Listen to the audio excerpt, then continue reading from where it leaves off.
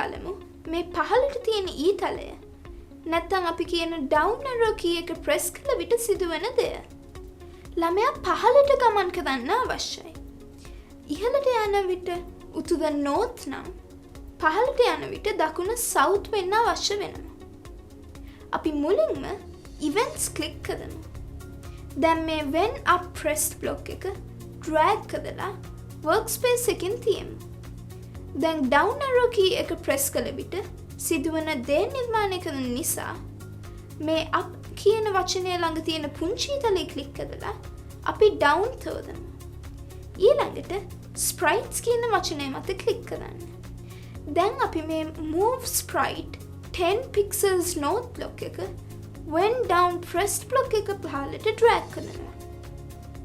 ඉන්පසු මේ ඊතලය මත ක්ලික් කරලා මේ ලැබෙන sprites වලින් නිවැරදි ස්ප්‍රයිට් එක වෙන ළමයා තෝරන්න.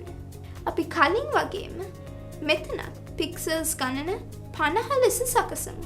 දිශාව සවුත් විදිහට මාරු කරන්න.